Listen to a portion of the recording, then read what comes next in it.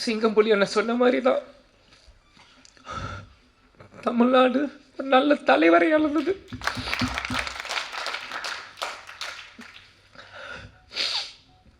Sorry. ஏன்னா நான் அப்பா இறந்து 1 வருஷம் ஆயிடுச்சு, இன்னும் அழுதுட்டு இருக்காங்க. நிறைய பேர் கிண்டல் பண்ணுறான். இந்த உயிர் கடைசி செகண்ட் உலகத்தில் இருக்க என் அப்பாவை நினச்சிட்டே தான் நான் இருப்பேன்.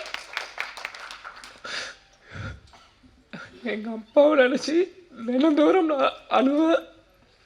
அது எந்த அசிங்கமும் இல்லை, எந்த கோலத்தனமும் இல்லை. ஏன்னா நான் தோல்வியை நினச்ச அழுகலை, என்னை சூழ்ச்சியில் தோக்கடிக்க நான் அழுகலை. எங்கள் அப்பாவை நினச்சி எங்கள் அப்பாவை மிஸ் பண்ணுறேன், நான் அழுவேன். அதுக்கு எந்த இதுவும் இல்லை. நிச்சயம் கேப்டனோட பிளெஸ்ஸிங் இந்த படத்துக்கு இருக்கும்.